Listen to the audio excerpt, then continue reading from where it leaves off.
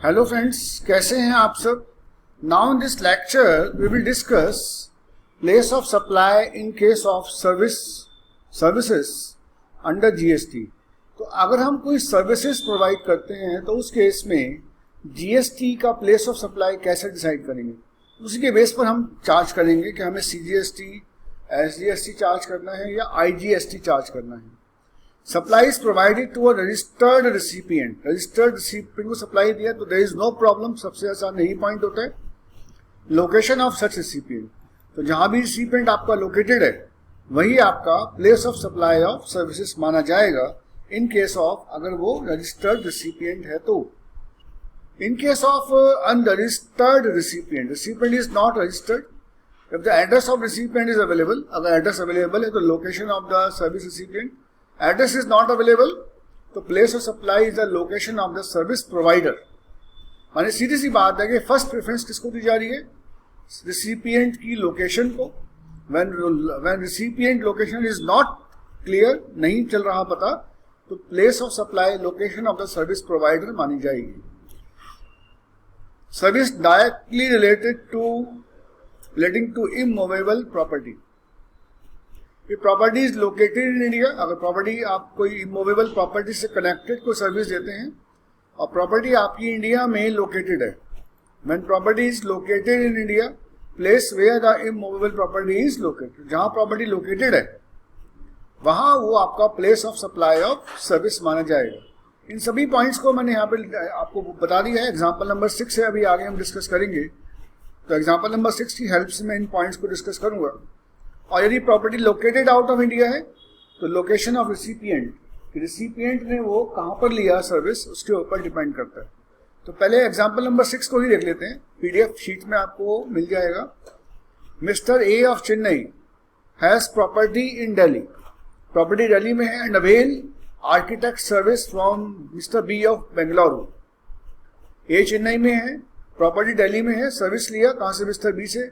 Then the place of supply would be Delhi as a supplier, recipient and property are located in India. However, अगर ये property Japan में होती, the place of supply would be Chennai, that is location of the service recipient. It's a most important concept. ध्यान से देख लीजिए एक बार, मैं आपको दोबारा बताता हूँ। प्रॉपर्टी अगर इंडिया में लोकेटेड है तो place of supply would be the place of property. Property कहाँ लोकेटेड थी, प्रॉपर्टी आपकी लोकेटेड थी दिल्ली में, तो प्लेस ऑफ सप्लाई दिल्ली माना जाएगा। सप्लायर कहां पर बैठा हुआ है या रिसिपिएंट कहां बैठा हुआ है, डजंट मैटर, जहां प्रॉपर्टी लोकेटेड है वो प्लेस ऑफ सप्लाई माना जाएगा। लेकिन अगर रिसिपिएंट आउट ऑफ इंडिया है तो लोकेशन ऑफ रिसिपिएंट, जो रिसिपिएंट प्रॉपर्टी जापान में लोकेटेड है, then the place of supply would be the Chennai, that is the location of the service recipient. ठीक है, तो ये सर्विस रिसिपिएंट कहाँ बैठा हुआ है आपका, चेन्नई में, लेकिन जो प्रॉपर्टी है वो आउट ऑफ इंडिया लोकेटेड है, तो place of supply would be the location of the service recipient. Service recipient की जो लोकेशन है वो आपका प्लेस ऑफ सप्लाई माना जाए। क्वेश्चन क्राइटेरिया है, अगर प्रॉपर्टी लोकेटेड इंडिया है तो इमूवेबल प्रॉपर्टी की जो लोकेशन है वो मेजर करेगी, और property located out of India है तो लोकेशन ऑफ रिसिपिएंट को देखा जाएगा। प्रॉपर्टी कहाँ लोकेटेड है वो डजंट मैटर। अगर मैं परफॉर्मेंस बेस्ड सर्विसेज प्रोवाइड करता हूँ, like restaurant, catering, grooming, fitness वगैरह, तो जहां पर सर्विस दी जा रही है वो प्लेस ऑफ सप्लाई माना जाएगा। जैसे फॉर एग्जांपल नंबर 7 को हम देखते हैं। Mister P of Kerala visit a hotel located in Jaisalmer and stage in the hotel for 5 days। और मिस्टर पी कहाँ का है, केरला का, लेकिन वो विजिट कहाँ कर रहा है, जैसलमेर, जहाँ पे उसको 5 दिन के लिए होटल मिला। He avail of the gym and restaurant services and makes individual payment for these services. The place of supply would be Jaisalmer as a service have been provided in Jaisalmer. तो ये जितनी भी type की ये personal basis services होती हैं, catering हो गया, grooming classes, fitness, beauty treatment, health service including, इन सभी के लिए जहां पर सर्विस दी जा रही है वो आपका place of supply of service माना जाएगा। So this is most important. Admission to an event, आपने किसी इवेंट में एडमिशन लिया, जैसे कोई सेमिनार है, कोई प्रोग्राम है, उसके लिए आपने एडमिशन लिया, तो where the event is held, तो जहां पर इवेंट हेल्ड की जा रही है, जहां पे वो इवेंट हो रहा है वो आपका place of supply of service माना जाएगा। जैसे एग्जांपल नंबर 8 हम देखते हैं।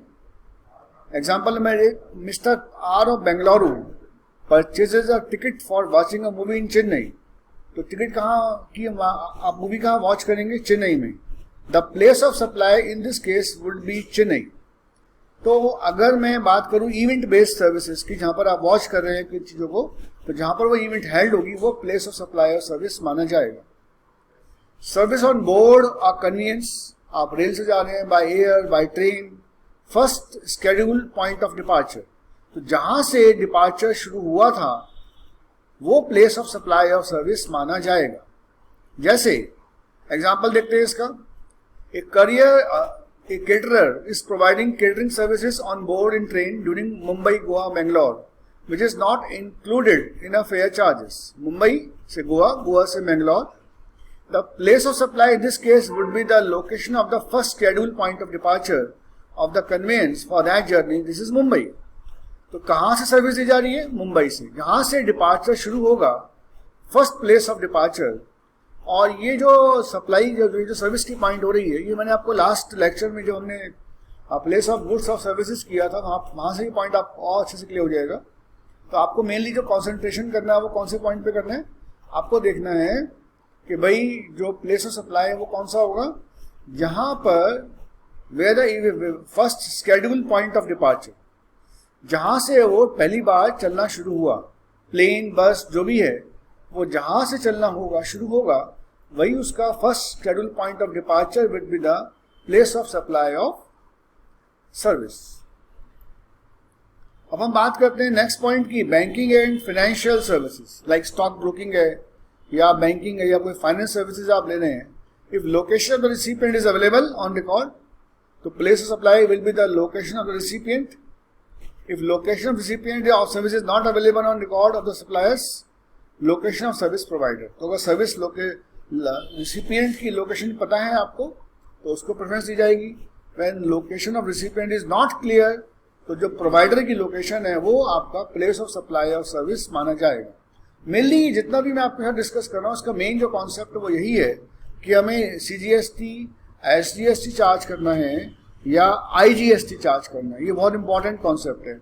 अगर आपने रॉन्ग टैक्स चार्ज कर लिया तो पेनल्टी लगेगी, रिफंड क्लेम करना पड़ेगा, तो लॉट ऑफ प्रॉब्लम्स। तो बहुत ध्यान से आपको इस पॉइंट को समझना है। एग्जाम्पल नंबर 10 हम देखते हैं इसके corrected. N of Delhi who is a saving bank account with Axis Bank of Delhi, saving bank account का दिल्ली में था, gets a DD issued from Axis Bank at Mumbai. Axis Bank Mumbai से इसको DD इशू हुआ। The place of supply will be Delhi as N's address is in the record of Axis Bank. However, if N gets a DD issued from HDFC Bank of Mumbai without having a bank account there, तो इस case में place of supply would be the HDFC Mumbai।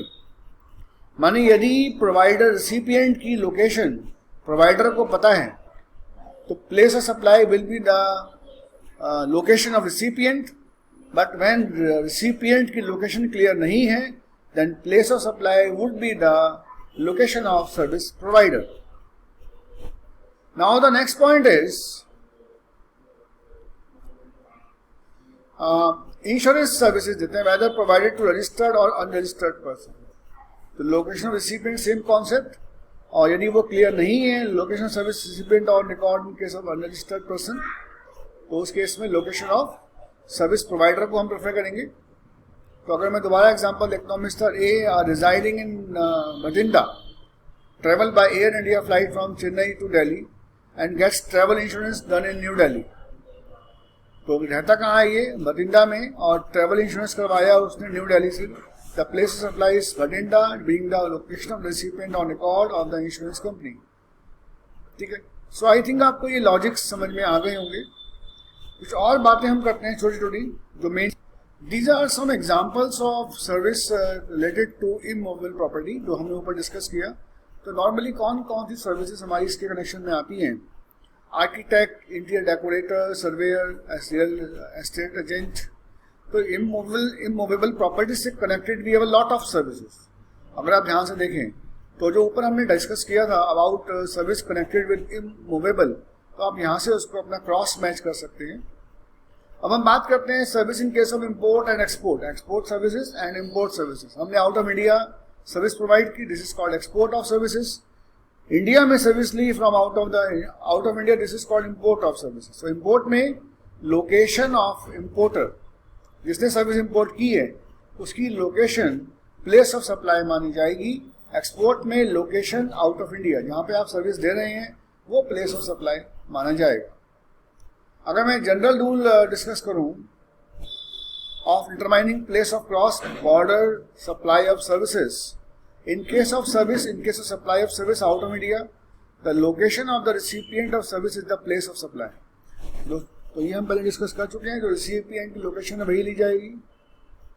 However, in case of location of recipient is not clear, then you will take location of the service provider. So in this lecture, मैंने आपके साथ complete discuss किया about place of supply of services. This is the most important, आप उसको एक बार proper go through कर लीजिए। PDF file आप डाउनलोड करके होप सो कि आप उसको अच्छे से एक बार जरूर स्टडी करेंगे। Thank you very much.